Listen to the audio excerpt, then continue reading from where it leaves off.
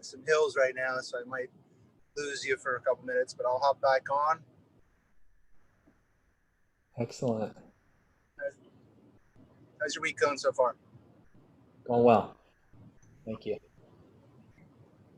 Larry, welcome. Thank you. What the heck is going on? What is it? Oh, I guess it's because my camera is looking at the back of my display. It's like, what the heck is going on with my camera here? There you are. Great to see you. You too. You too. Sorry about that. That was just a terrible. We were playing tag forever and just that was bad. So. Oh, I know the feeling. So yeah, no worries at all with that. Just happy you're here tonight. Got a lot to discuss. And Larry, how are you? I can see you're calling in from Smith Creek. I have no idea how that got there and why I'm going fading in and out. I think my son was messing with this. That's funny. How do I do this?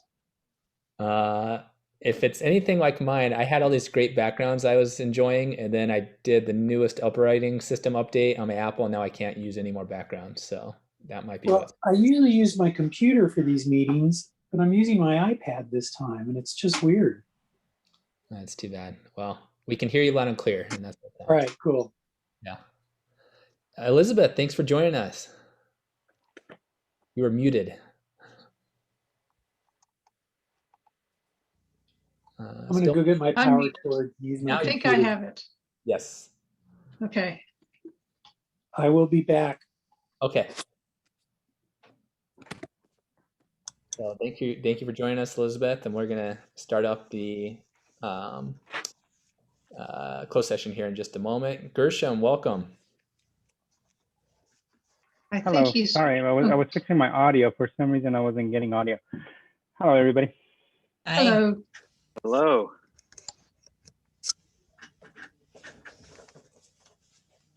Daniel, quick check-in. Are you recording? I am recording. You can't see it on your screen? I cannot. Oh yeah, it is. Okay. Now it is. Okay, great. Thank you.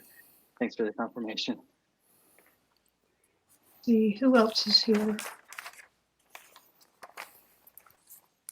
Well, we'll introduce everybody here, and Michael just joined. It's 5:31, and he's always punctual, so I'll hand it over to Michael. Okay, looks like we have a quorum. Good evening. This is to welcome all of you to the March 2nd meeting of the Board of Directors of Ceiba Charter School. And I'd like to take a quick roll call to see which board members here are here. Michael Jones, that's myself, I'm here. Olivia, are you present? I do not see Olivia. Mary Navas? I'm here with video. Yes, very good. It's good to see you. You as well. Gershom Toriz? I'm here. Excellent. And Larry Vilabi? I'm here, but I'm about to leave and use my computer, so I'll be back in a second. All righty. And then I don't see our consultant here yet, but we have Ceiba staff members with us, Daniel Ornelas, and head of school, Josh Ripp. And the guests tonight, I don't see Valerie yet, but we have Carl Yoder with us. Welcome. And our real estate agent, Elizabeth Sanborn Falcon. Welcome. Thank you. And I see that we do have our consultant, Nick Driver, with us as well. And he's driving like Nick Driver does. He's driving and participating in the meeting at the same time. That is not a smart thing to do. But trying to live up to the namesake. All right. Okay, that's takes care of recording the attendance and the guests. And I've called the meeting to order. We've introduced the guests and the attendees. And can I have a motion to approve the agenda? So moved. I'd like to make one change to the agenda order before we start this. Okay, Mr. Rip. I would like to remove in the report section the STAR assessment results. We still don't have data from all of our teachers, so I'm going to postpone that until April once we have a complete data set. And then also the confirmation of the 2021 board calendar. I want to table both of those items until April. Very good. Any other changes or additions to the agenda? Okay, we have a motion to approve. Can I have a second to approve? Second. Thank you. I think Larry was first. All those in favor say, well, I guess I have to do the roll call again. Mary? Aye. Gershom? Aye. Larry? Aye. And myself, Michael, vote aye as well. I also recognize that we have another guest, I believe from the staff, Anna Leonor. Welcome, Anna.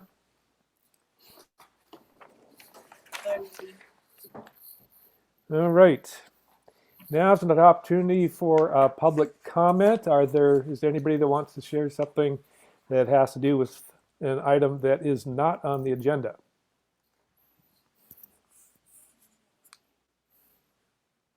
Hearing nothing, let's move on to adjourning. Or I guess I need a motion to adjourn the, or let's take a motion to move to closed session. So moved. And do I have a second? Second. Thank you, Gershom. All those in favor, I'm going to go roll call again. Michael Jones votes yes. Mary? Aye. Gershom? Aye. And Larry? Aye. Okay, so we are going to head off into closed session and we'll return shortly. I can't find the link to go to the closed session. Nor can I. It should be in that meeting agenda that Josh had sent over. Yeah, Josh sent out an email that had both links. Oh, really? Would you like me to I just see the link to the one session. Yeah, me too.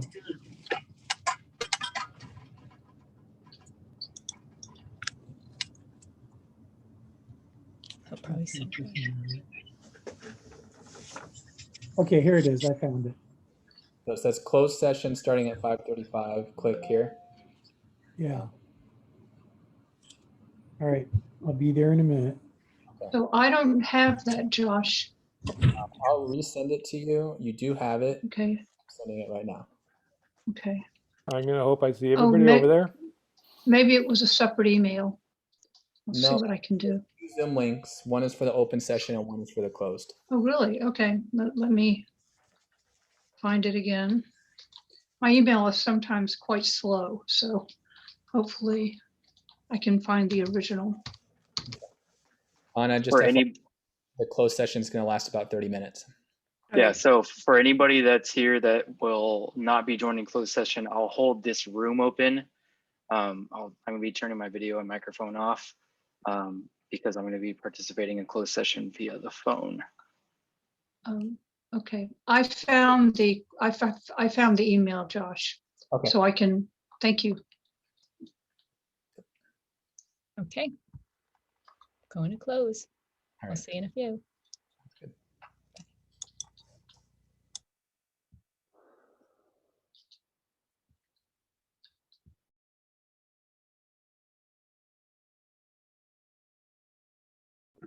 Daniel, I was able to click most of the links in the agenda. Do we have public access for the one that says the warrant report? Yes, Because the link's not working. I was just kind of clicking on the stuff that's hyperlinked. I can send you, I guess because the settings in Boardable make it so that it, like, I guess if you have a Boardable login, it lets you open it, but I could send you those separately. Is there anything else you want to take a look at? No, I was just kind of like, I didn't get a chance to look at the agenda before, so I didn't get a chance to. Okay, well, send me a message of anything you might need because I'm gonna be jumping off right here. I'm gonna leave the meeting open, or me Yeah. jumping off so I could join the closed session over the phone. Yeah, no, that's fine. That was just it. That was the only thing. All Okay, right. shoot me a message. All right, I'll be bye. available.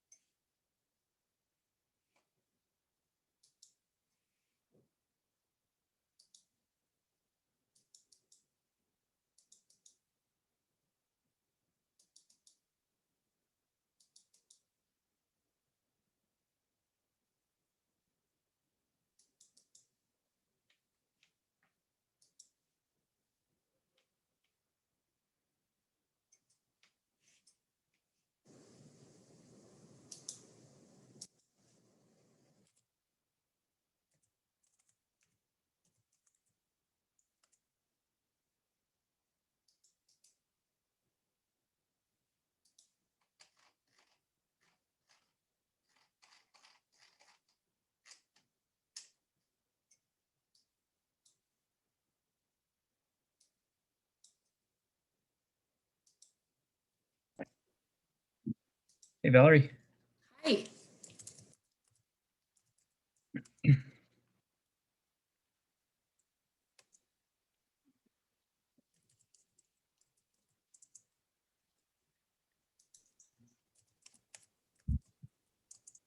Yeah, we're getting good at this.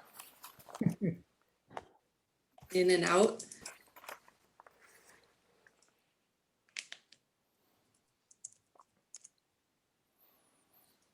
Let's see. Josh is here. And we have all the board members. So I guess we're complete. Okay, we're now going to reconvene open session. Do I need to have a, let's see, Josh, do I need a motion to resume open session? I think you need to, we already approved the agenda. I don't know if you need to do a motion to resume. You do need to read out the statement. Right. Okay.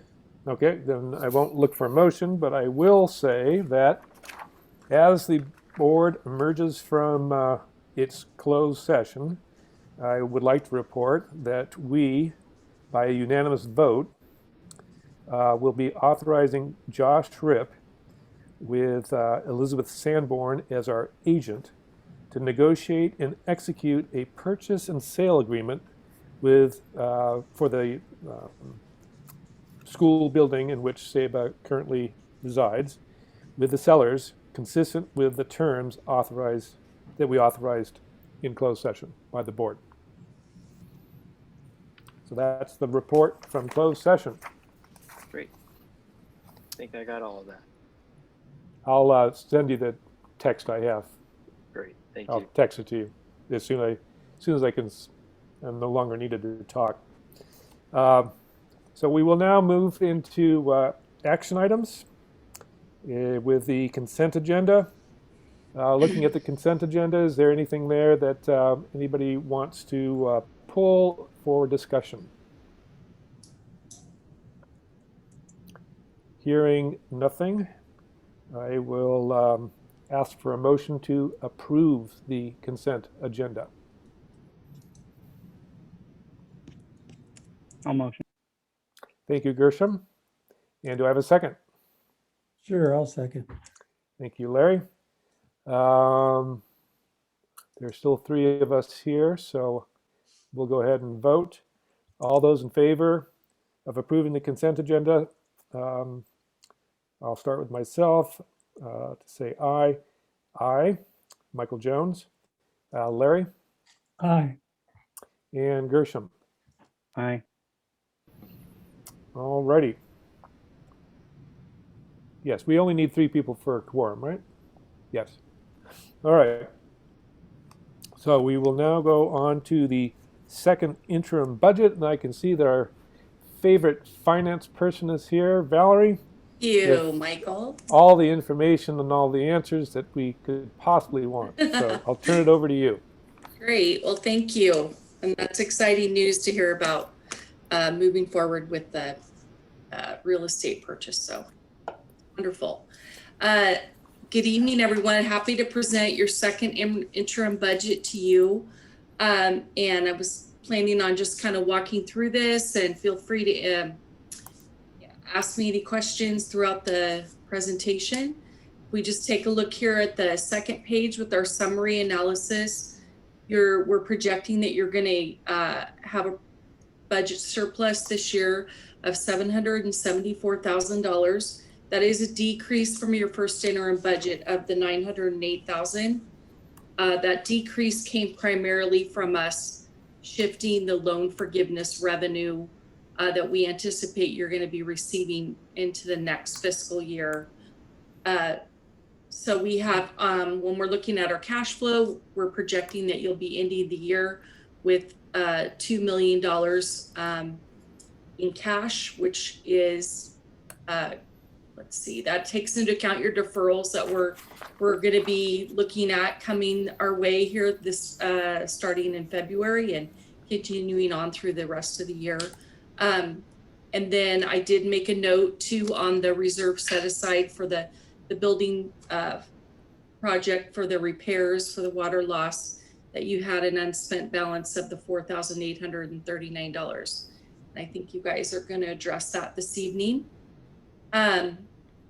So if we just take a look at significant changes in revenue, again, it primarily comes from moving that loan forgiveness to the next fiscal year. And we felt like that was the best thing to do in light of the second round of PPP funding, and hearing from your bank that they really needed to prioritize the small businesses that needed those funds for the second round. And so they're going to be focusing on the loan forgiveness for the first round later in the coming months. So no other major significant revenue decreases. And then we had some increases in your expenses. We can kind of go through the details on that on the budget detail sheet. Then if we take a look here at your summary, again, that just kind of summarizes where you're at year to date, and the changes by the major categories. And that's on page 3. Then page 4, 5, and 6 is going to give you the details by line. So again, we've got that loan forgiveness revenue. We have a little bit of an adjustment on your mental health revenue. We got the budget approved at that specific amount. We added some SPED personnel on page 5, your classified staffing, and made some just minor adjustments based on year-to-date actuals. Page 6 gives you more detail there on any of the adjustments we made to some of the other expenses. Any questions on those adjustments that I could help answer at this point? One question I have to confess that I don't see a link to the budget report on the agenda. Was it mailed separately? Oh, It was not. And so we, yeah, I was gonna, Valerie, can you share your screen? absolutely. Let me do a screen share. I need to have that enabled. I apologize. I should have confirmed everybody had access to it. Oh, you can share your screen. I'll send the link out right now. Okay. Let me, okay. Can you see my screen? It's very, very teeny. Okay. Well, let's get it more.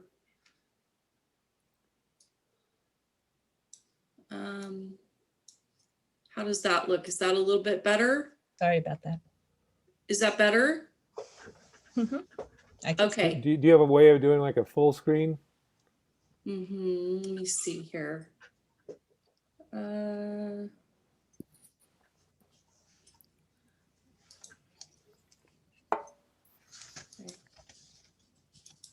So let me just back up here.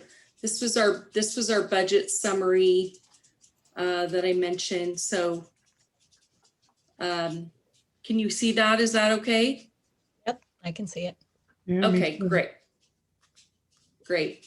So I'll just, do a quick backup here again. These are adjustments to revenue that we made at the second interim, and this is where we backed out your loan forgiveness revenue at this particular interim.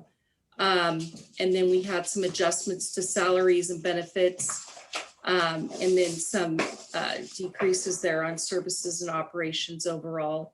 So this is our summary page, and then we're going to take a look here at your detail page. Here's your revenues. Just some notes that I had. This is kind of a wash, just the way they did your funding. You did have a little bit of a decrease of your funding. You have hold harmless ADA, but they do take into account your unduplicated student count, and there was a little decrease on that. So we made the adjustment for that. And then let's see, here's some expenditure details. Again, just some minor adjustments that we made to your staffing. We did hire some additional SPED paras. So that was the main driver for that particular increase. And then the benefits followed. Here's your books and materials and supplies, no meaningful adjustments there. And then these are your services and operation expenses. And so here's some of the adjustments that we made at second interim. And, you know, just really needing to learn how to pivot and adjust to the distance learning and the COVID, you know, ripple effect to expenditures within your budget. That would be the primary reason for some of these adjustments. And then let's see, I'll go on here to the final page of the detail. So this gets you at your projected revenues of 774 at the end of this year. That's what we're looking at. Here are your enrollment and ADA assumptions. And not a big shift there. Again, we just had a little bit of an adjustment on the unduplicated count. Here's your multi-year projection. And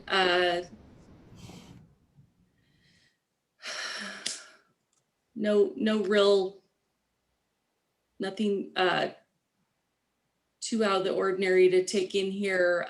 This particular number, your federal revenues, that's going to be a little bit of a moving target, and we can talk about that a little bit more with all the one-time revenues coming in that we're learning about, the ESSER 2 money, the ESSER 3 money in subsequent years, and we're really going to be working on your July budget development with that in mind. So can I ask really quick, just on that page, what are your COLA projections for the revenue? Yes, so COLA, we did 2% on expenditures and on non-LCFF revenues. And then the COLA adjustment that we did for the LCFF was based on the FCMAT calculator, which is I think it's 3.68% for next year. It's 3.84, and then in the out 3.84. years. Right. The out years. So in the out years, did you use the Department of Finance or did you use school services? Because the finance is the higher of the two. Yes, we went with school services Okay. on their dartboard. Okay, Yeah, great. yeah. Thank you. Sure. And then here's your. Valerie, Nick, Uh-huh. a question about the ESSER funds. It looks like ESSER 2 funds a portion of them will come in this spring, but potentially only 25 to 50%. Is that your understanding as well? And do you know anything about the timing of the ESSER 3? Thank you. Yes, it's my understanding that you'll be receiving a 25% advance on the ESSER 2 funding this spring. And then beyond that first advance, it will be allocated to you as you use it. So it'll be more like the title fund money with the cash management reporting. So that's going to be the mechanism for ESSER 2 and ESSER 3 allocations. The ESSER 3, we are anticipating that they will be passing that here in the next week or so. And these all have multi-year allowable uses, you know, so obviously it's going to be hard to use all this money. You know, definitely you won't be. I don't know that we'll be even tapping into ESSER 3 in the 21-22 fiscal year. I think we'll probably plan on using that in the subsequent years. Well, especially given some of the changes that we made in this budget with payroll protection going to the next school year. So. Exactly. Yeah, exactly. I feel like just big picture, SEBA is in a really strong financial position now, and the discussion that we're having is how to best allocate resources to serve our current students, but also set us up so we have a significant enough a reserve that, say, 3 years out, if we're in hard times again, we're in really solid footing. Mm-hmm. And what we're hearing, I did have this is your cash flow. Again, you guys are in great shape, and nothing really pointed to point out to you on your cash flow. We've got 1 year and the second year as well. I have detail on your funding assumptions. But I did kind of do a little presentation at the end of looking ahead with the one-time funds in mind. So this is kind of what you're looking at in terms of, we do know that the 647,000 will be your allocation for ESSER 2 funding. And this is what we project your ESSER 3 eligibility will be, the 1.4. And in addition to that, we're hearing more details that the state of California is going to be passing these two bills, the 4.6 billion and the 2 billion. Those look to be passed this week. And we have some preliminary allocations for you on that funding as well. So it's a lot of one-time funding. It's going to mean a lot of planning and, really being mindful. And we want to be reporting that to you guys on a, on a monthly or bi-monthly basis on where you're at on these particular one-time resources. The ESSER funds do have very broad use. They're able to be used on staffing, payroll, things like that, whereas your the state funding is going to be more restrictive and specific to getting the school open and expanding the learning time for the students and targeting, catching up and helping. So when you talk about the ESSER funds, so I know ESSER 2, there is some facility uses that Yes. you can use them for, which we're missing in the ESSER 1. Do you know if that's the case in the ESSER 3? Yes, we're hearing that the ESSER 2 expanded uses will be applied to ESSER 3, that they'll Okay. have the same 15 uses. Excellent. Yes, absolutely. So, yeah, a lot of funding coming your way. We're going to need to work. There's an old saying, I'm sure you've heard, that it's terrible when you don't have a lot of money, and it's also terrible when you have a lot of money.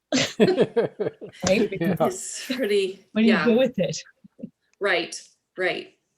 Yeah, just, One of I the just, one of Go the ahead. discussions we've been having is, in bringing back, in a scenario where we're bringing back students on campus for those that want, as well as still catering to those who feel like a need to distance. There's a scenario, an easy to see scenario for all schools where you'd have to staff up, not double, but way more than current in order to possibly in order to serve all of those students on an ongoing long-term basis. So I think that this funding will enable those conversations to happen in the right way, sort of organically, and not, with a financial constraint that we normally have. But would we want to use these one-time monies to up our staffing, which would be an ongoing cost? Nope. Well, Jen, don't some of use these that. funds are going to be coming in for the next couple of years. So it is true that they're short-term, not forever funds. But we also don't know into the future. So we don't know if the staffing is going to be permanent for two programs at each school. It's probably not going to be permanent, but it might be something that has to happen for the next, couple of years. Couple of until- years. I know Yes. for ourselves, we're looking at that additional money for intervention to get the kids back up, Yes. right? yes. And then you can use it for a short period of time, and when the Yes. dollars go away. So And the- one of, yeah, absolutely. And one of the state of California funds actually specifies hiring full-time paraprofessionals. So they're really encouraging with those funds that you're, looking at expanding your staff with the aides to help with the distant, getting kids caught up. And I did get the estimates today on these two funds for SEBA. And let's see here. We're looking at $600,000 for these two state funds for you guys. So, I can't really see that, Valerie. Are those Okay. the extra learning funds and the Yep. strong restart funds? yes, let me just bump this up. I just tried to kind of, because, we're learning these these amounts like almost on a daily basis here. So can you see that now? Is that a little more clear? Still pretty small. Okay, let me bump it up a little bit more here. How about there? Thank you. Sure. So Mhm. this is what I talked, we know this is a given. The state, we're looking at these two, the bills to be signed into law this week. Then you also have, so this is kind of what I'm thinking that would be SABUS focus for additional one-time funds for the 21-22 year. Then maybe some of this ESSER 2 might spill into the next year. We don't know. We have to do some planning. ESSER 3 would be probably 2 years out that we'd be looking at expending those funds. These are the one-time funds that you received this year. And we are on target to fully expend all of those one-time funds at the end of this fiscal year. So that we've kind of. So I hear there's Gear 2 funds. Is that true also? Right. It's my understanding that, yes, that there will be.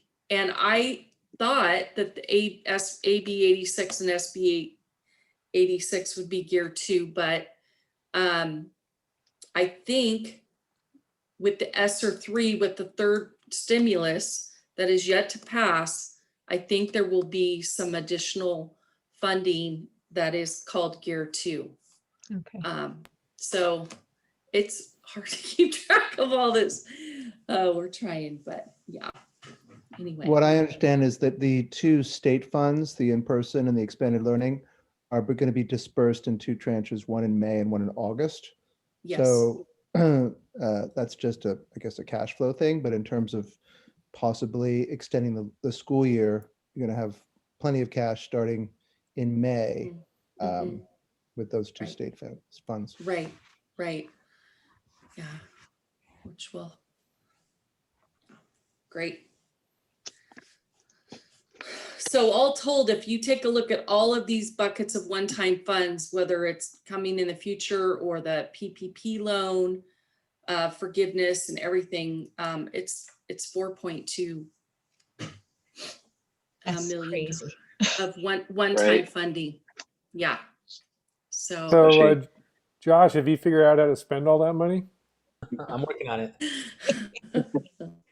That's a lot of money. Yeah. Some big Yeah, ideas it's just wanting to do for a while, quite seriously, and they're fairly expensive, but they don't even put a dent in it. Like it's just like, wow, you got to come up with even bigger ideas. So it's just so crazy to have this mindset change, this change of mindset in terms of going from where we were 2 years ago, trying to tighten our belts and make sure that we're fiscally solvent, and then now it's like you're doing the complete opposite. Spend.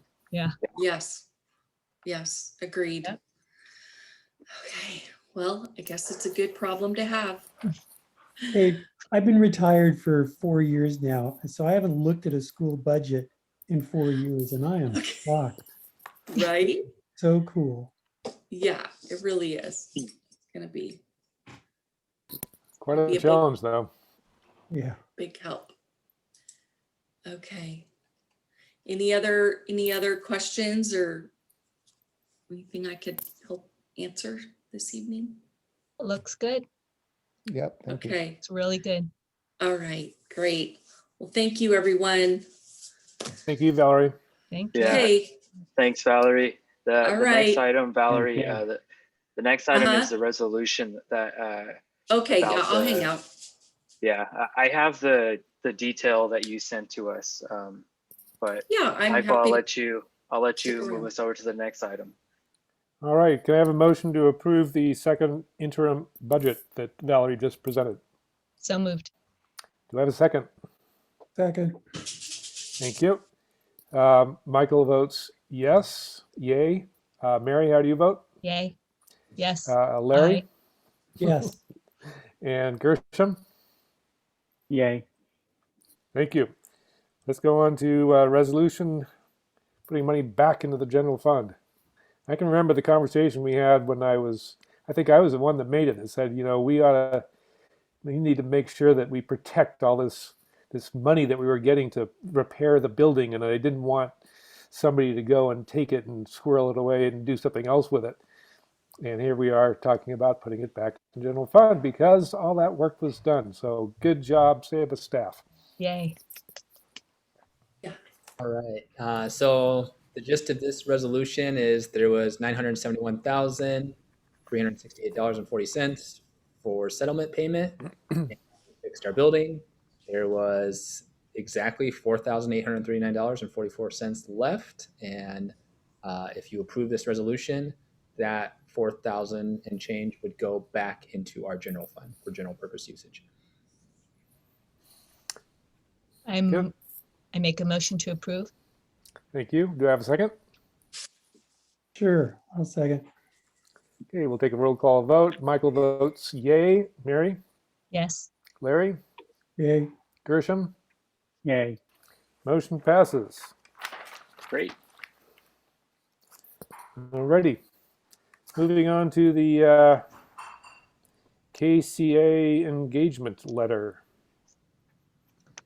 KCA stands for Key Charter Advisors. That is Carl Yoder's company. He was on a call during the closed session. We've met him at meetings previously. He also was the founder of DMS, our back office financial services provider. But basically, this engagement letter would have Saba agreeing to contract with him for 12 months.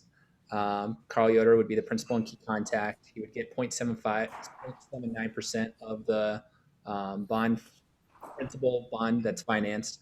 And then if we elected to move away from that for whatever reason, we would need to give a 30-day termination notice, were the major highlights of this agreement. But essentially, as we all know, Carl Yoder is a key part of, if we move forward with acquiring our facility, bond financing is a necessity.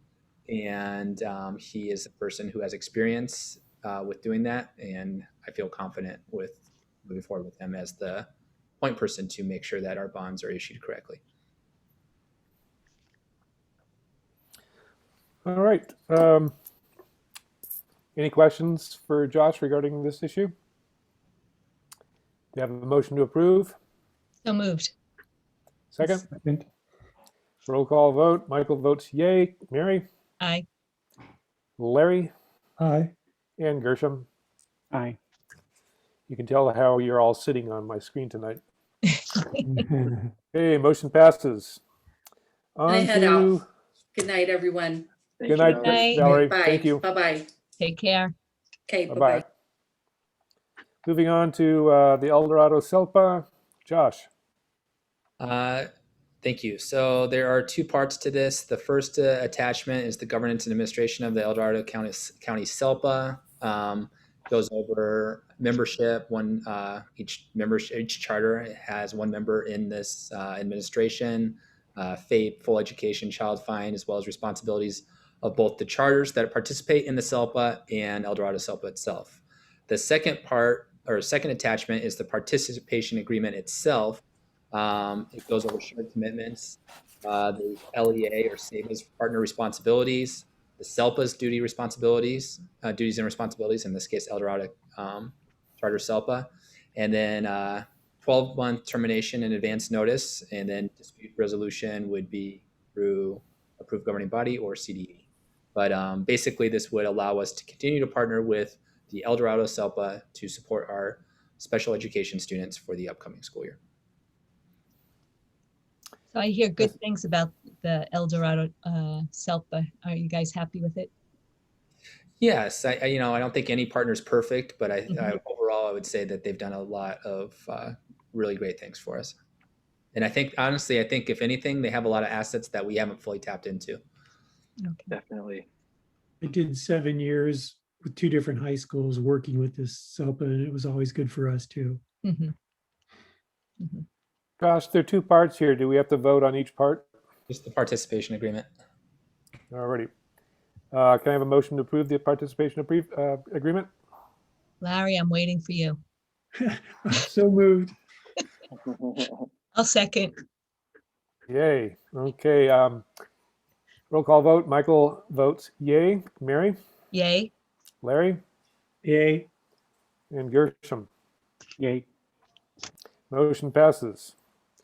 And I'd like to welcome Janie Leonore to the meeting. I see she's joined us. I don't know if she's related to Anna, but glad to have you with us. And moving on to the next item, which is the SEBA Employee Handbook Addendum. And that's Josh again. Okay, thank you. So since COVID has started, there's been a number of bills passed that became law, and one of them is the Family First Coronavirus Response Act. And basically what that did is it gave all employees who work at certain organizations 80 hours of sick leave. And so there are basically 6 reasons that you can use that sick leave, and there are caps on daily and aggregate usage for the first 3, which are $5,000 aggregate, $500 and $511 per day. And then if it's reasons 4 through 6, it's $200 per day or $2,000 aggregate. The main thing here for SEBA is that we have FFICRA. Employees can use FFICRA. They can use it intermittently. That's an organizational decision. We've made the decision to allow intermittent use of FFICRA. So that would be like I'm caring for a loved one or the son or daughter of a loved one. And we would continue to do this until March 31st is the expiration date currently. And so this would be an addendum to our current 2020-21 employee handbook. Any questions for Josh regarding this addendum? I have a clarifying question. So what changed from the last one? I'm not sure if I understood. So what changed? It's the extension to have it go out until March 31st. Okay, got it. Thanks. Do you have a motion to approve? So moved. Second? Okay. Okay, Michael votes yay. Larry? Aye. Wait, Mary? Aye. Sorry, Larry. I'm voting Gershom? for you. Aye. Motion passes. On to surplus equipment sale proposal. All right. We have 36 older Apple laptops that were replaced. They range in model years from 2012 to 2017. The total amount for those laptops is approximately $13,440 if we were to sell all of them. We want to sell these surplus goods at market rate, and so that's why we have this as part of the agenda.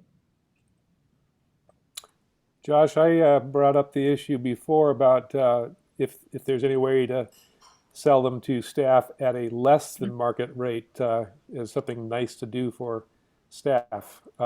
Is that possible?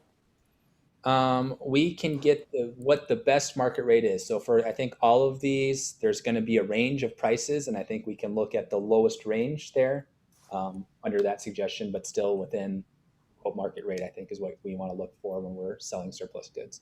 And what about your families? Would families benefit from this as well? Can you open it up to them as well? Yes, we could. If you, Oh, yes, that that would would be be great. I think it's a great idea. It's not like we're hurting for money either. Yeah, no. And if they need it, right? Yeah, good time to do it. I think of our graduating seniors. A lot of them, borrow the Chromebooks. So I think they would be a good target. If it's Yeah. able to get some seniors to get some laptops at a discounted price, it would be amazing. Great idea. That's a great idea. I'd also like to welcome Onis Banuelos to the meeting. Glad to have you with us. Got a little bit of an echo there. Okay, so do I have a motion to approve the surplus equipment sale? I'll motion. Yay. Yeah, second? I'll second. All right. Gershom, you got it in there. Roll call vote. Michael votes yay. Larry? I'm not sure. I mean, seriously, I really like the idea of exploring ways to give them to seniors or families, or find a way to do something more complex than just, I don't know, voting to sell them. So is he voting to sell them, but we don't have to necessarily sell it at that price? Is that fair, right? It says up to that Up price. to. So Larry, they can turn around and sell it for $1, Right. And we could still explore the idea of coming up with a way of giving them to kids. Yeah.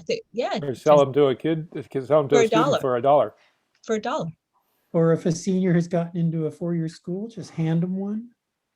Well, I I don't think you can do that. don't think you can do Okay. that. That's why we're All right. saying $1. I don't think you can do All that. right. Yeah. Well, as But- long as we have that flexibility, I will vote aye. Gershom? Aye. I don't agree with Mary. Let's see. Did I ask you, Mary? No, you didn't. Aye. Oh, good. I think we covered everybody. Motion passes. On to the 21-22, academic calendar. Josh. Oh, he tabled that, didn't he?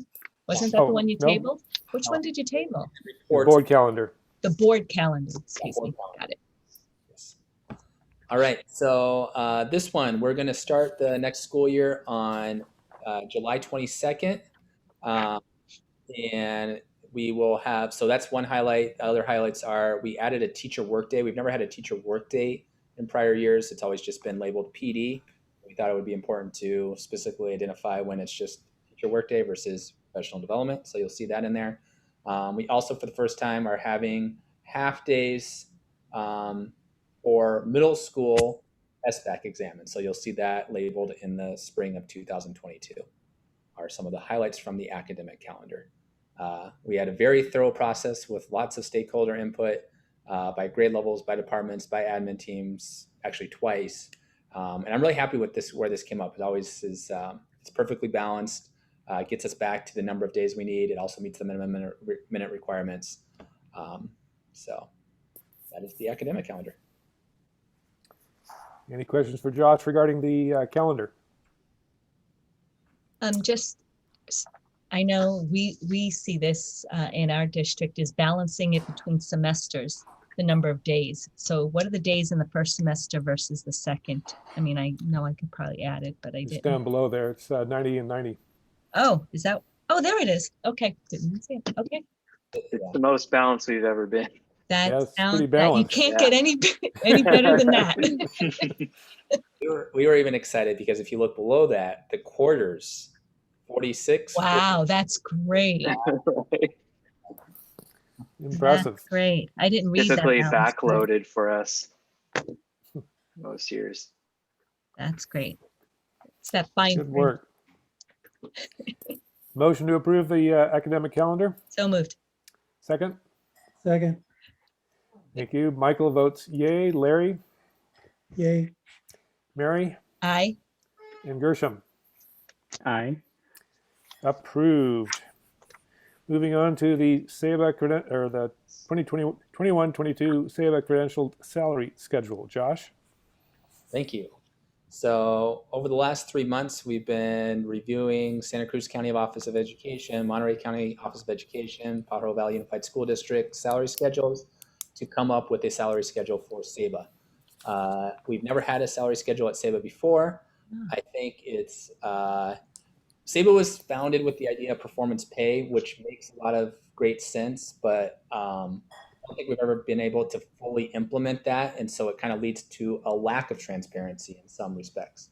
And so the idea here with this credentialed salary schedule is that this will now be transparent. It'll be posted on our website and anyone can view it. Teachers will receive this when they get their offer letters soon for next school year. And it also goes over stipends, and it has the list of all the stipends that we anticipate for next year, and also leaves us an opening should there be unanticipated stipends that we need to implement. We have that as a possibility. Two of the big stipends that I really want to emphasize is we're going to have a bilingual stipend because we know our bilingual staff work extra hard. In fact, right now we're having individualized learning plans or parent-teacher conferences, and our bilingual staff are definitely taxed during that time.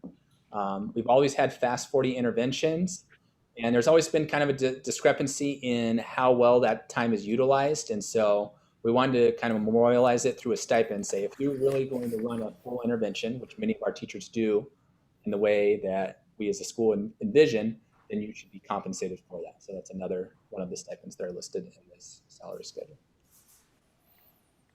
So just out of curiosity, was there a reason for those increases? Is there a method behind your madness is what I'm saying. So is it, right? I mean, I could sit there and do it, but what was the reason behind it?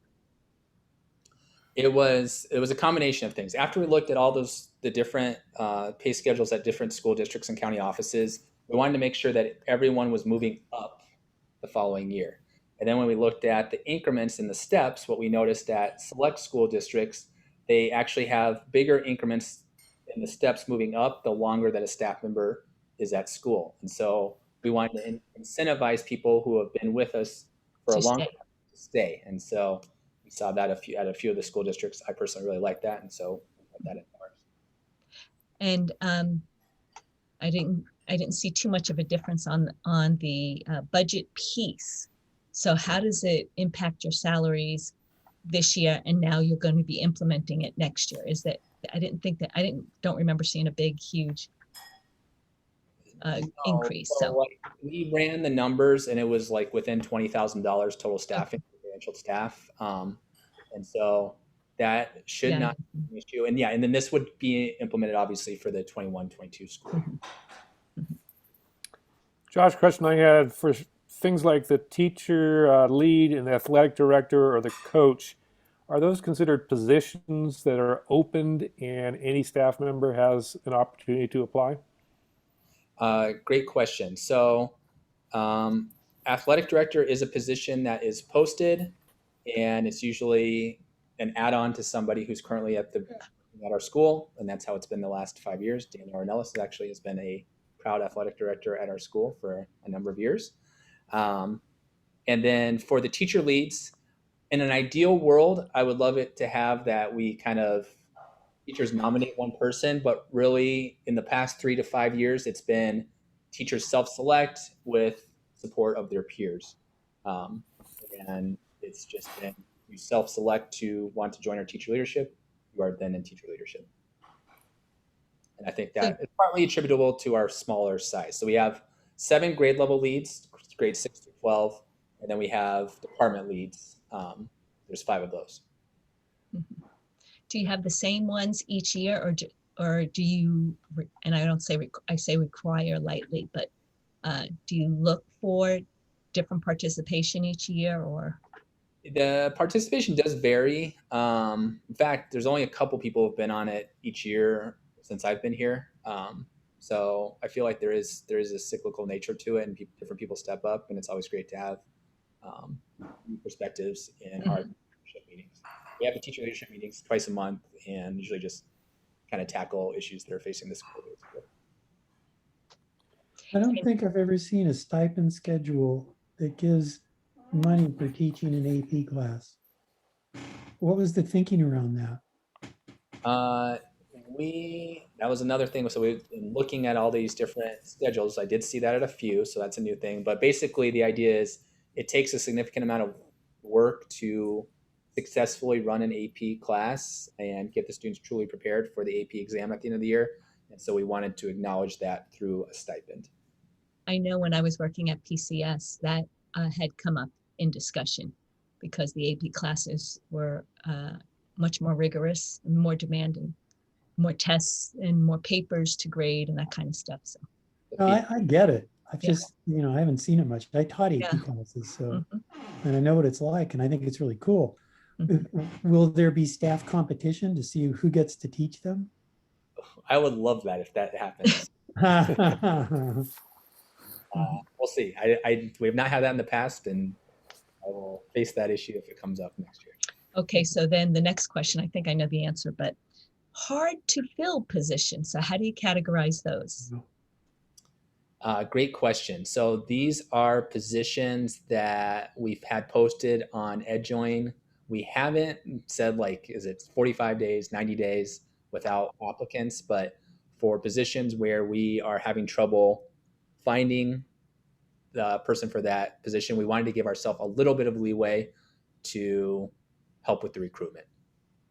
Okay, so it's not like classes that are hard to find teachers, like a Latin teacher, you know, those kind of things. That would be also inclusive, yes? Correct. Okay. And is it a one-time bonus, or do they get $5,000 every year? That we discussed, yeah. And Mary is raising her finger one. Is it one time, one and done? That's the way we envisioned it. I just have to point out that the stipends in general on this sheet are annual, so we'd have to acknowledge that on this form. We can do that right now, actually, in approving this. Okay. That's true. The other point, so we looked at, a lot of times you'll see columns going out based on if you have a bachelor's and then how many years after bachelor's, master's, and doctorate. And obviously we want to value higher education. It gets a little bit cumbersome trying to have so many different pay scales. And so DMS actually suggested that we just acknowledge that through a stipend. So you'll see that. So how would this work if, let's say you're a teacher and you're going along and you're also going to school and you get your master's and you start getting an extra $1,000 a year, and then you keep going to school and you get another master's. So is that 1,000 plus 1,500? Is it cumulative? No, so it'd be $1,500 for 2 or more masters. So it's $1,500 flat. And then if you have a doctoral degree, it's $2,000. So if you're a teacher and you've earned your master's, you've gotten $1,000 a year, and then you go back to school and you get another master's, and all you get, and what you get, I won't put in any variables, what you get is another $500. Yeah, that second master's is cheap.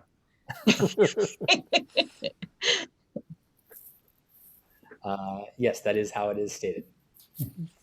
Okay. And same thing with the doctors. All right. So I'd like to make a motion. Oh, any other questions or comments? Yeah, I have some follow-up questions. In regards to the bilingual stipend, how will that be determined? Like, is it gonna just take the word of the teacher, like you're bilingual, or is it gonna be an exam? Like, how does that look like? So we did discuss that, and we thought a good cutoff, and we can continue to discuss who counts as bilingual, but if you feel confident navigating a phone or in-person conversation without the support of another person. So if we're not going to get into grammar rules and all the different conjugations, no, but it's basically, can you communicate effectively in the different meetings that we have? And if we know that you can without support, then you will qualify for that bilingual stipend.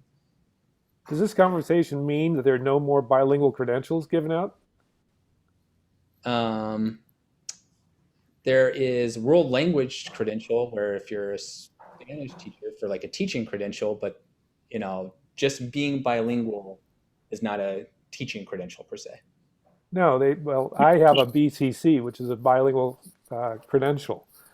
I mean, did they stop giving out bilingual credentials that you go to school for? They might have. Yeah. So I'm dating myself again? I'm sorry. I've not seen that since I have been at Sabor in California. So you're saying if somebody can talk on the phone in Spanish, they're going to get a $1,500 bonus? Well, you got to say it the right way. Yes, if you can effectively. Yeah, that's ridiculous. I mean, you should at least have show some kind of academic credential that you've accomplished something in Spanish, or I guess just in Spanish.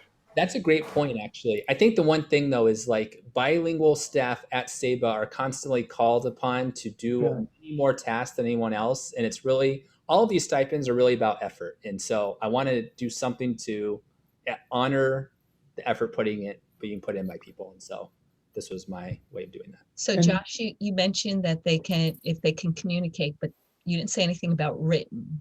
So that translation piece, is that also included in that?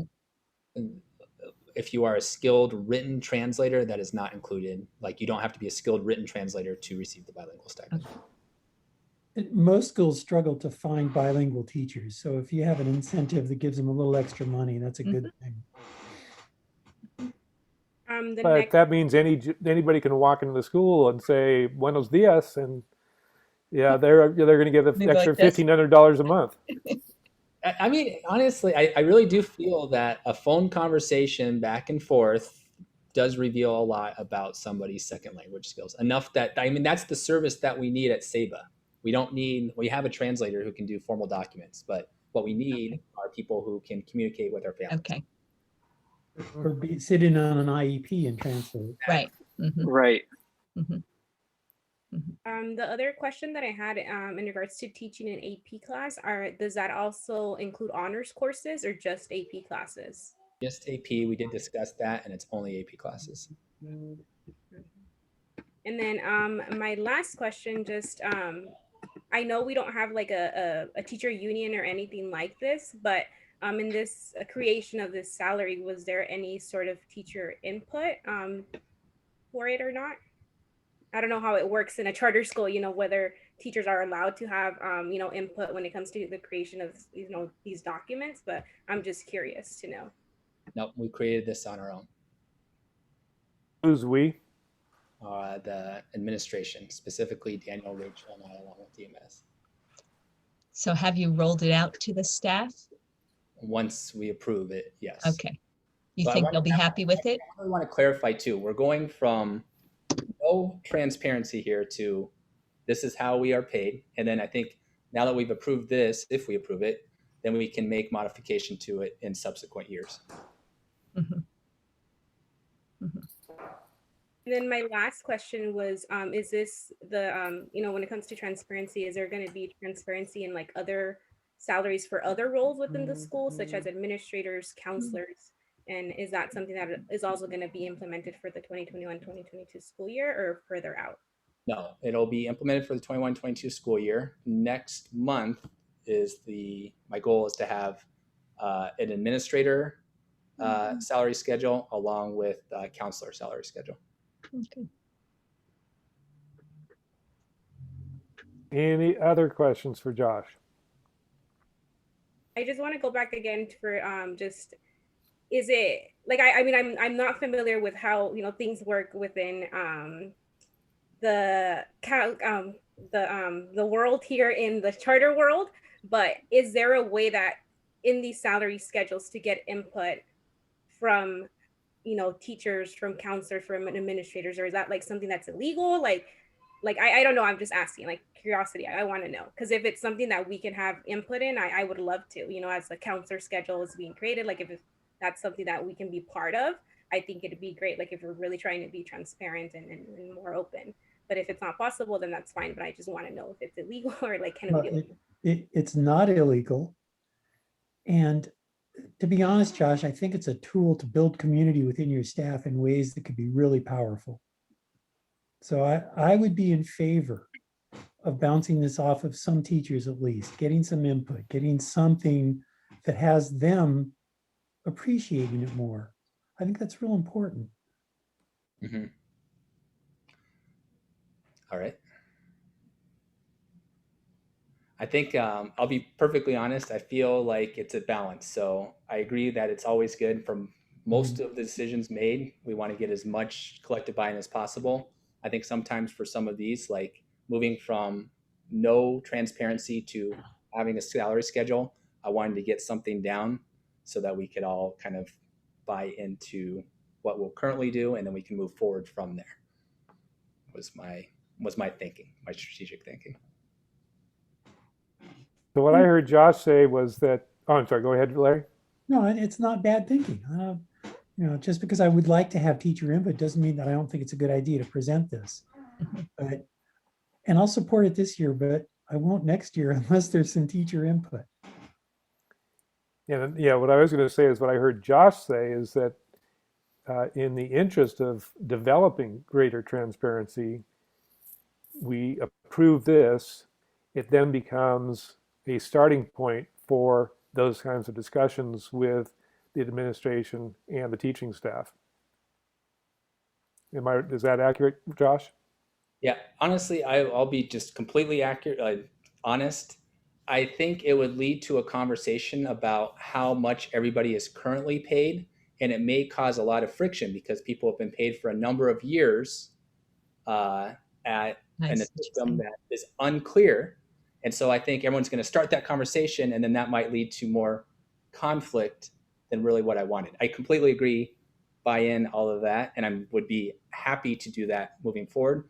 But for this first year, I felt this was the strategic way to move forward. That's sound. Any other questions for Josh? Anna, did we get all your all your questions answered? Yeah. And I got to run. I got a meeting with my professor, but see you all. Bye. Have a good night. Thanks for Bye, being Anna. here. You got another meeting? Oh, she got off quick. Okay, do I have a Stay motion busy. to approve the salary schedule and stipends as presented by Josh? So moved. Second, Let me start over again. Can I have a motion to approve the salary schedule and stipend that Josh has presented with the amendment that the hard to fill position is a one-time bonus? Do I have a second? I mean, do I have a first? Okay, I will support that motion. Yes. Do I have a I'll second? second, Okay, roll call vote. Michael votes aye. Aye. Larry? aye. Mary? Aye. Gershom? Aye. Okay. Motion passes.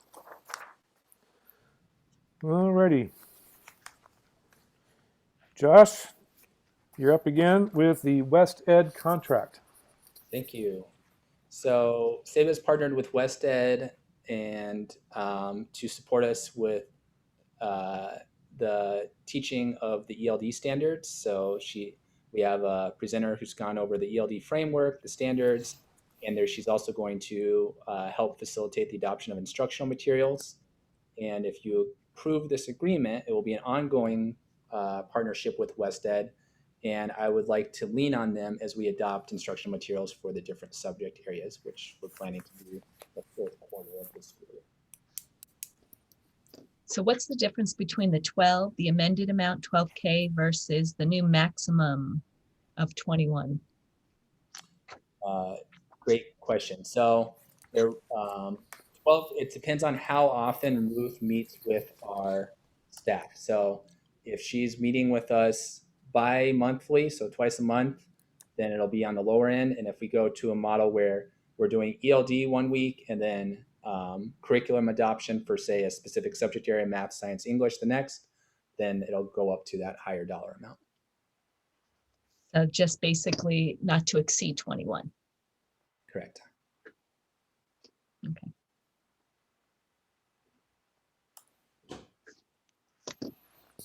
Any other questions for Josh? Okay, motion to approve. So moved. Thank you, Mary. Second. Second, Thanks, Larry. Roll call vote. Michael votes yay. Larry? Aye. great. Mary? Sorry, I keep doing that to you. Aye. I'm not enunciating clearly. It's getting late. Gershom? Aye. All right, motion passes. Okay.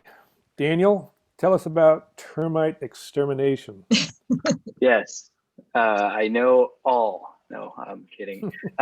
Last year, around winter of 2019, we found small traces of termite droppings in very isolated areas in the second floor, the mezzanine. Basically, we brought this forward last year, and I think with the scheduling of getting the fumigation done, it was really hard given the spring break. I think we may have missed that window, and then in the summer we planned to do the construction repair. We were also in a different financial position a year ago, so we wanted to make sure that we get this taken care of and make sure that it's not something that continues to be an issue in our building that we just repaired. So we reached out to two firms and we got this quote that we're presenting. It's a lot lower than the other quote that we got. So we tentatively reached out to see what their availability to do it is for this spring, and if approved, we'd love to get this work done over our spring break. So Daniel, it says that the contract includes a 5-year warranty. So what comes with that warranty? To be honest, I didn't look too much into the warranty piece. I'm just curious if termites come back, are they guaranteeing that the termites will be gone, or at least for a year or 2 years, and will they come back and they'll spray and not charge you guys? And that's kind of what I'm wondering, that warranty piece is. That's a great question. I have them coming in tomorrow to do a pre-work survey, so I can definitely ask them that and get that. Yeah, I just had a termite guy at my house, and boy, what a racket. So yeah, the only way you really make the cost economic is to utilize that or take advantage of that warranty. And so it'd be interesting to find out is, okay, let's say if you do find some termite traces, what does that mean? Does that mean they will come back and retent, or does that mean they'll come back and spray? You know, that would be interesting to know. Okay. All right. Any other questions regarding termites? Okay, can I have a motion to approve? So moved. Second. Thank you, Larry. Roll call vote. Michael votes yay. Larry, how do you vote? Yay. Mary, how do you vote? I paid attention that time. I tried to enunciate a little more clearly. Gershom, how do you vote? Aye. Great. And back to Josh for the audit firm renewal. Clifton Larson Allen is our auditor, and they have been so for a number of years, actually 6. And so we have to switch out our principal for the upcoming year. As nodding heads, that's a legal requirement. But I would like to continue with CLA as our audit firm, but change out our principal for the upcoming year. And CLA realizes this is the case and is actively assigning us a new principal.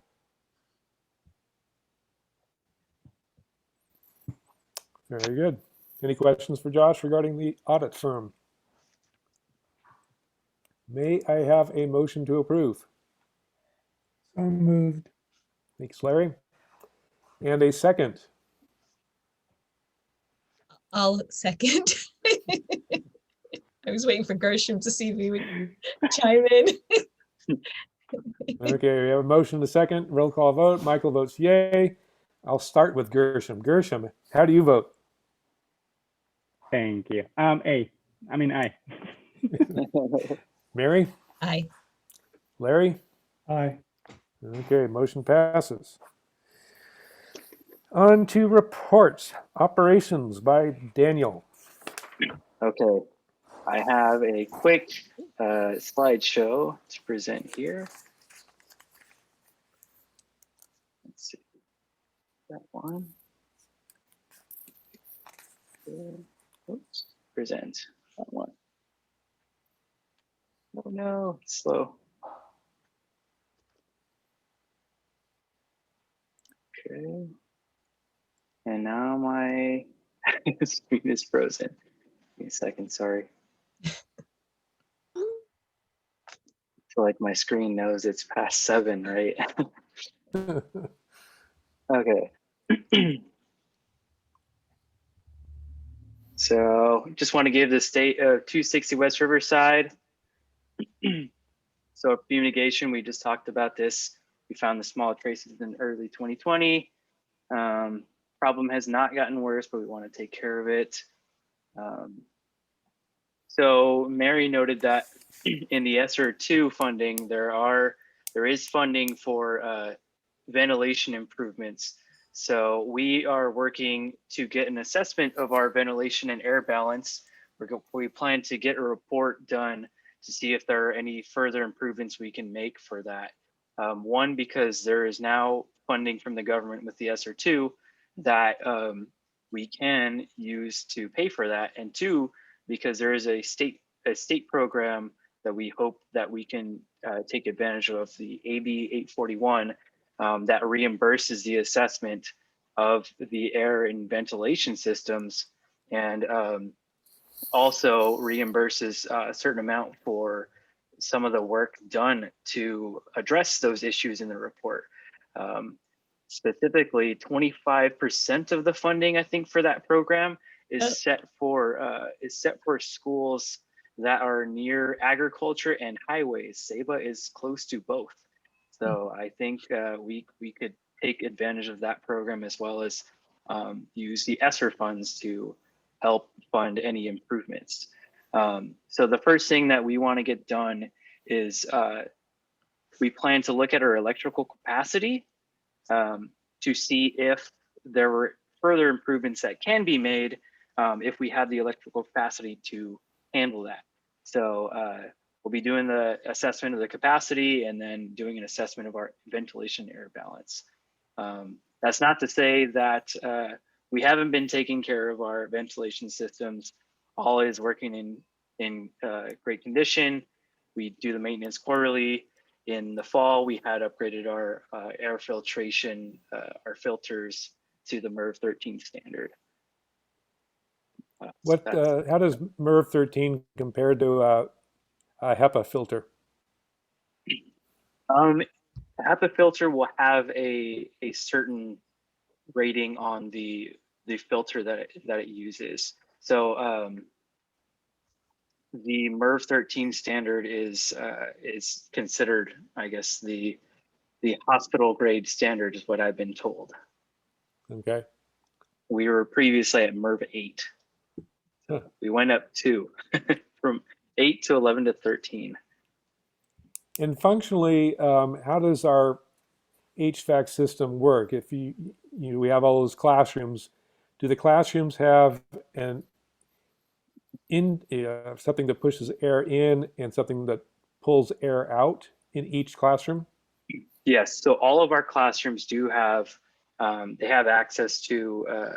So we have an economizer that takes in air from the outside if it's cool or warm enough, or basically if it's cool enough, it uses it to push air into the classrooms as well. The classrooms all have an exhaust fan that moves air out. Some of our classrooms have air conditioning, although most on our first floor do not have active air conditioning.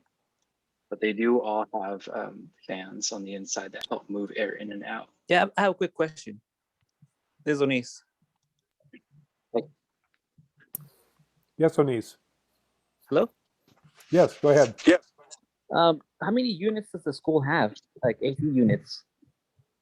AC units, I want to say there are, gosh, I want to say there are 12 or 13. A lot of our upstairs has air conditioning. Our hallways are multi-purpose room. A few of our classrooms in the back, especially our science classroom, has active air conditioning. So a small portion of our, well, I would argue a large portion of our school does have active air conditioning. However, there are classrooms on the first floor that don't have active air conditioning. Is that an issue for the teachers or students in those classrooms when it's a hot day? Yeah, I mean, I think it's something we can definitely improve upon if we had the funds to do so.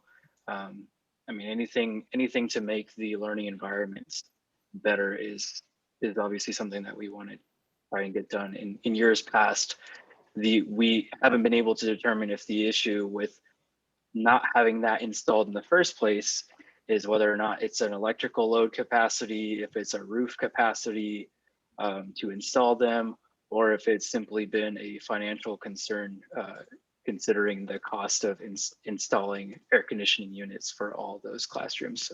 So that's really what we kind of want to get at with getting these assessments done, to see, you know, if we have the capacity to do so, and then if we have the financial ability to make that happen. Yeah, this would seem like the time to do it. Right. Thank you. Thank you for the question. Yeah, I have one more question in regards to the units. Are they all the same size? Or is there some that are bigger than other ones that push more air? There are a few units that push a bit more air because they serve a larger area. But more or less, I think they're all pretty much the same size. Okay. Does that answer all your questions, Onise? Yes, it does. Very good. So then to move along, I have a couple other projects that Saba's working on. We had reported a book room leak in one of our second floor book rooms. We brought a roofing contractor to look at that with us. They didn't seem to find any indication that it was a roof leak, but upon investigating the building, the roof, and the side of the stucco walls, we did notice there were a few minute cracks that when it was raining, you can actually see it a bit more clear. So we are going to find a contractor that could help us kind of just fill those cracks and see if that helps address the issue.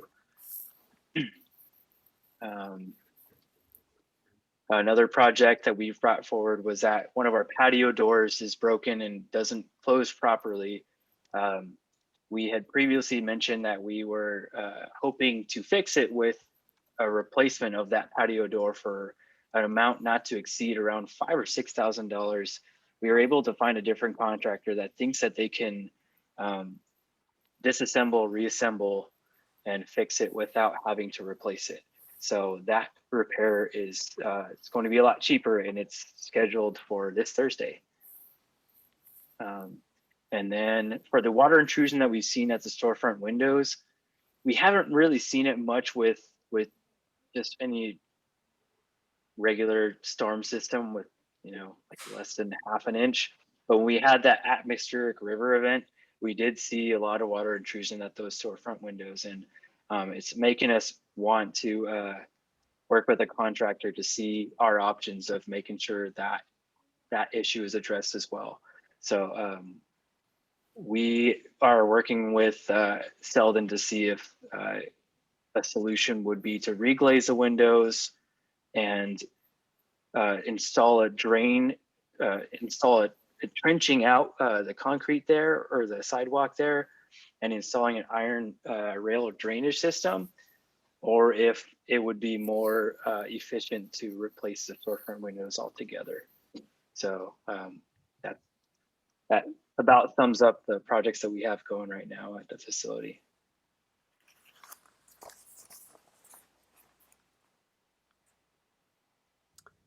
Any other questions for Daniel on his report? Okay, then we will move ahead to the head of school report. Right, I'm going to share my screen here just for a moment.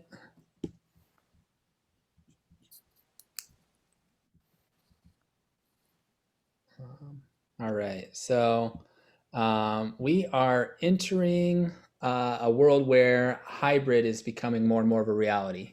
And so I went over this slide deck at our parent leadership in February, and I wanted to update all of you on where Saba is at with everything. So to start off, I want to just provide a couple definitions. First is stable cohorts. That's what we're currently in, and that's what we've been in since October. Stable cohorts, as defined by the state, are groups of students in a classroom with a ratio of a maximum 15 students to 2 staff members. And so since October, we've had students coming to our building, 8 per classroom, with 1 supervisor in each of those classrooms. And then we can have a second supervisor go on as needed to maintain those stable cohorts. There's no mixing of those cohorts. And then they have to follow all of the safety requirements: social distancing, mask, hand washing, frequent cleaning, contact tracing, and quarantining. Reopening of schools. So we hear that a lot in the news. What is the definition of reopening schools? Reopening, as provided to me by Dr. Faris Sabah, is 100% of students in one grade level offered the opportunity to attend in a hybrid format. And then the question comes up, what is a hybrid format? Hybrid formats involve students coming in for a partial day, either an AM or PM shift. Students attend school not all 5 days a week, but just 2 to 3 days a week. And then safety requirements are still enforced, and cohort mixing can happen under the hybrid format.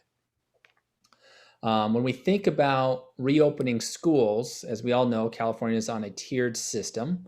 Of course, the CDC has a tiered system also with slightly different colors. But this, what you see on the screen here, is California's, and we see we move from purple to red to orange to yellow by county. And so if we are in the purple tier, this is updated weekly on Tuesday. If we were in the purple tier last week, I actually did not check before this meeting to see if we moved it all today. No, we didn't. We're Still? Okay. almost in red. Okay, all right. Thank you, Mary. So if we're in purple tier, but under 25 per 100,000 positive case rate, which we were last week, in the two previous weeks, grades kindergarten through 6 can open. And so what we could do now, and what we are doing now, is look at having 6th grade open for a full-on hybrid program. A couple points to point out here. The stable cohorts are permitted at any risk or tier level. So we've been doing that since October. We don't look at the numbers or the tiers per se. But once you get into hybrid, that's when you need to start looking at the numbers. K through 6 can open hybrid, still in purple, but below 25 per 100,000. And in previous months, we were even above that in Santa Cruz County. To open 7 through 12, we need to be less than 7 COVID cases per 100,000 people. And then we need to be in that status for 2 weeks. And so we were at 8 last week. So I actually thought we would drop down in the red this week. So that's kind of surprising. So that puts us out a couple more weeks before we can even consider having grades 7 through 12 coming onto our campus. And then as we move up in the tiers, when we get to orange and yellow, what we see is that instead of having a strict requirement, and this is straight from the CDC, of 6 foot distancing between desks, we move into what the CDC says is instruction with social distancing to the greatest extent possible. And so that will be another consideration as we move into next year or open up our school more. So what is SABA doing right now? SABA currently has a stable cohort system with 11 cohorts. We have between 50 and 80 kids come every day. We are looking and exploring actively with our teachers what it would look like to start 4th quarter with 6th graders coming in a hybrid format. And so they would stay for all 4th quarter. We have a meeting with families that we're going to let them know about for next Thursday. And then they can make an informed decision once they see the safety protocols, what the schedule would look like, and what it would mean for the parents. In terms of grades 7 through 12, we're faced with a little bit of a dilemma. We can have the hybrid students for 6th grade come on and keep our stable cohorts. But when we move to 7-12 hybrid, it means doing away with our stable cohorts. And why I am a little bit frustrated with that is our stable cohorts are really direct in terms of the intervention. We're finding all the students who need to be here and we're inviting them onto campus. And if it's a possibility for them, they are here. And then we would be pulling that support away from those students to allow all students the opportunity to come onto the building twice a week. So, which I'm also excited about, but it's there's no perfect solution, I think, in this. And I think for SABA, at least, that's what we're exploring. And when I talked about this at parent leadership, I was really impressed to see that the parents were very empathetic and understanding to the different factors involved. So that's where we're at with school reopening. Does anyone have any questions? Yeah, one question I have is where obviously there's no tier here and there's no color for when school goes back to the way it was before the pandemic, where all students come to school. We don't have any more distanced learning. Is that even something that's going to happen in the future? Is this the new normal, that we will always have some degree of distance learning for some, sort of restructuring the way instruction happens for students? Great question. I asked Dr. Ferris about that weekly on my call with him, and I have not heard anything yet because, yes, that really is the goal. 5 days a week, all day school. Because hybrid, while better and getting more students into the building, is far from a perfect solution when we think about this. But no, there is no color or tier, and there's not even been any communication about that on the horizon. So I'm very eager to hear something. I talk about that with our staff regularly, and hope that that comes soon. So Josh, just real quick, is there any talk that that a independent study program might come out of this COVID at school sites? Like some kid, because some kids, and you would know better than myself, but I hear some kids have done really well with distance and basically the independent study piece. So I don't know if there's any conversation around, you know, schools having independence. They have independent study, but this is, you know, like full-time, right? Different than the intermittent independent study that we're used to. So a couple points with that. Yes, some students have done really well with distance learning, and it's great to see that. Two, to have we have independent studies, but only short term for when Right. students go to Mexico. To have long term, we'd have to make an addendum to our charter. Oh, you do? Oh, because it's a new program. Yeah, got it. And we are not actively looking at that right now. That definitely, I mean, yes, it is in my mind and probably many people's minds as to whether that happens. And then to get really specific, the 6th grade teachers who were the same 6th grade teachers that we had prior to COVID and are there now are kind of tasked, and everybody that's going to go into hybrid, how do you serve students on Zoom and in the building at the same time? Or are you supposed to run 2 different programs at the same time? And that is a really big challenge. And so what we've been doing and planning for is to have the schedule stay the same. The teacher teaches up on the whiteboard with special cameras that will track them. And they'll be able to have the students log in and see that on the video. And then the students who are here in the building sitting in the seats can also engage in that lesson without having to necessarily be on Zoom.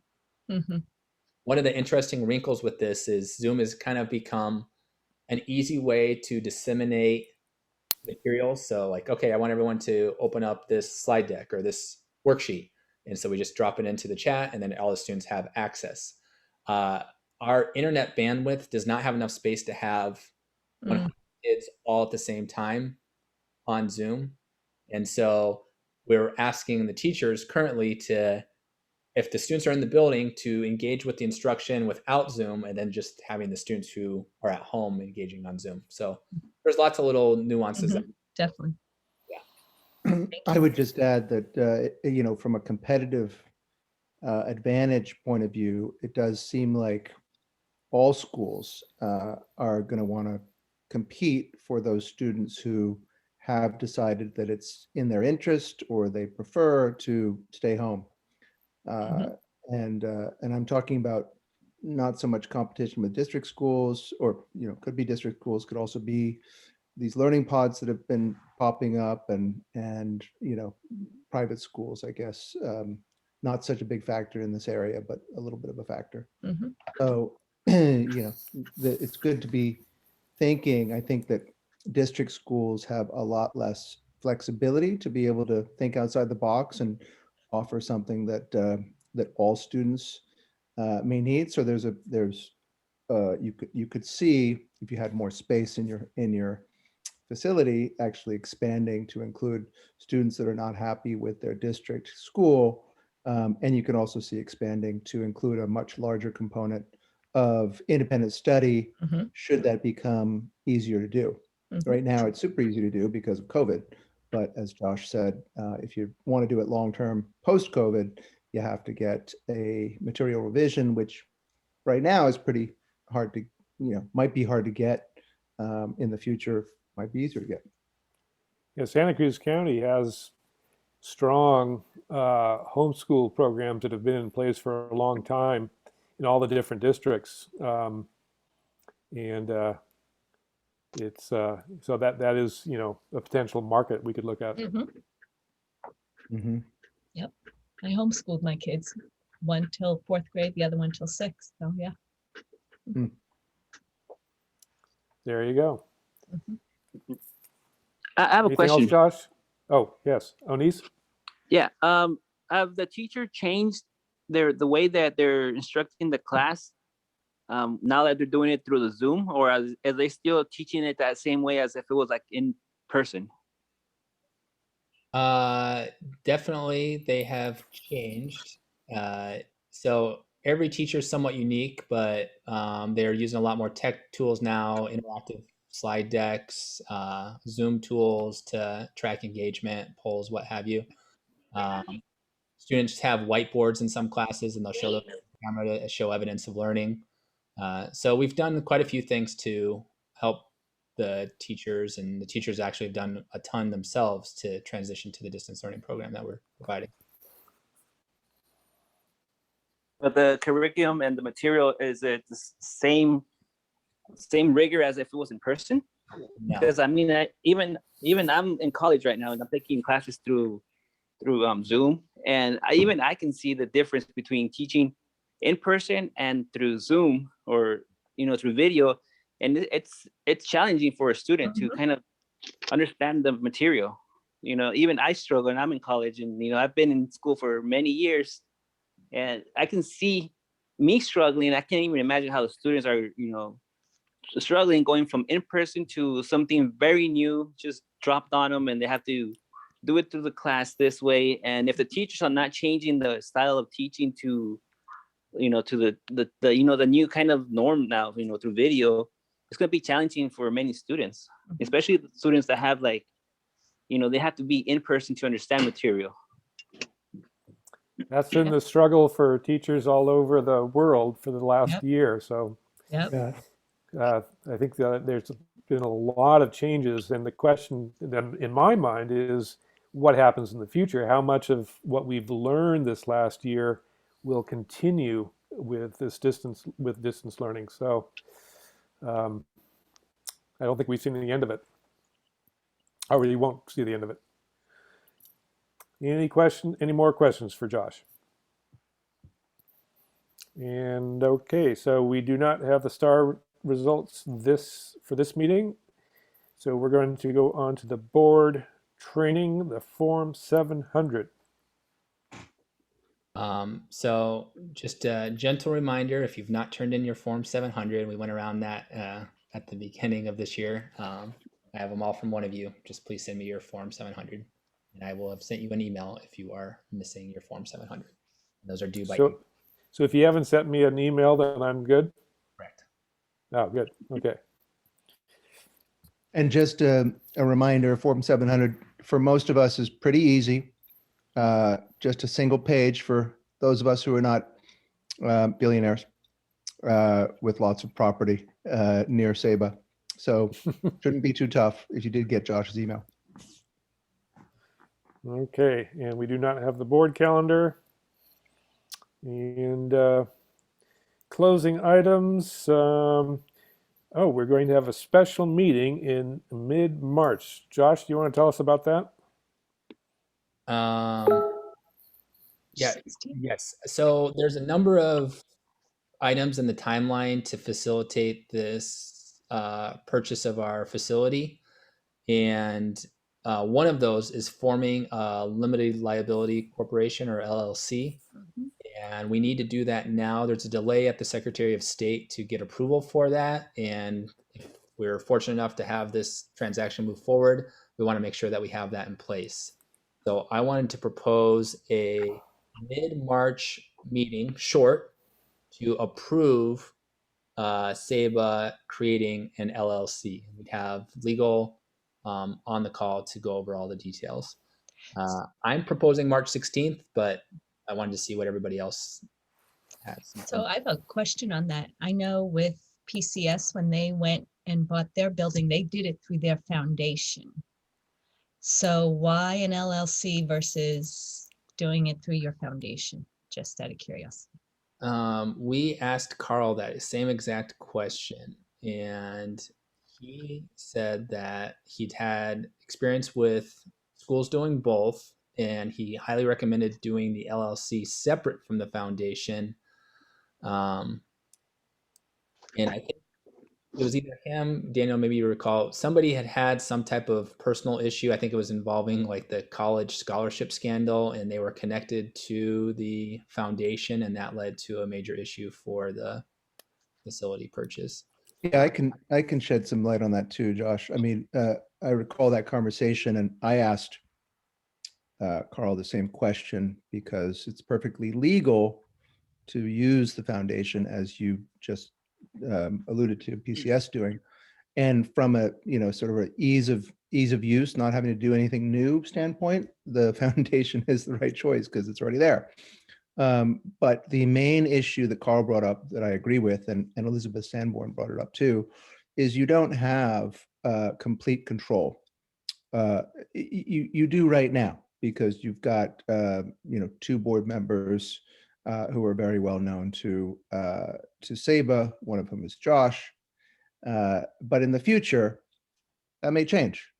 And with an LLC, it's completely controlled by your board and your school. So in the you want to make sure that for the next 30 years, nothing's going to go wrong. And so he gave, and Elizabeth Sanborn also gave a pretty convincing argument about why a board of the foundation is not as airtight as an LLC. Now, if it drags out, if Carl is right, and the LLC takes too long to set up, you're perfectly, it's perfectly possible to use the foundation, but the preferred way to do it for that complete control by your school and your board is the LLC. So then what happens, because I know this was one of the reasons why PCS went with a foundation, was because if for some reason PCS went out of business, the foundation could still hold on to the property and the money and the funds, and it wouldn't revert back to the district. So if anything happens to SABO, the LLC, what happens with the LLC? What happens with that? You know what I mean? That's a good question. So what happens to any charter school is documented pretty thoroughly in the closure procedure. Right. For any school's charter, and you just proved your renewal of your charter application, and it's got that element 15, the closure protocol, Right. and it basically sets out a series of steps that needs to be taken to give away the extra funding that you don't have to give back to the state. So there's no question, since this is not a district property, that it wouldn't go to the district. And the answer to who it goes to would be essentially, because it'd be your board with an LLC underneath it, it would be you deciding where to, how to sell, where to give the proceeds from the sale. Or if we wanted to set up another school. Right. You could sell it to, another private or charter school that was still going. But that would be your decision, not the foundation board's decision.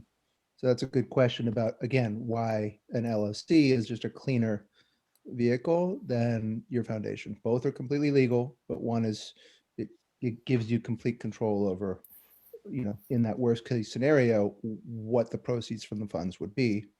So not to badmouth the district, but you might not want to sell it to, or have it just revert to the district. You Right. might want to, That's, yeah, that was the you big have the reason. funds be The big controlled by you, even though the school would not exist anymore. All righty. So looking at the special meeting that Josh is suggesting for March 16th, does anybody, having had an opportunity to look at their calendar, see anything that would preclude their being present? Because we will need a quorum, because we will need to be voting. I'm good. Yeah, I think I'm good. I'm good. Gershom? Yes, that'll be fine. Okay, very good. Thank you. Okay, we've gone we've gone past my 7 o'clock deadline. I apologize for that, but we got a lot accomplished, and thank you all for being here. And we will now entertain a motion to adjourn. So moved. Second. I vote yay. Mary, Yay. Larry, Yay. Gershom. Yay. Okay, the meeting is adjourned. Thanks, Thank everybody. you all for being Take here. care, you guys. See you guys. in a Good night, couple everybody. Good Bye. night. Good Good night. week. Thank you.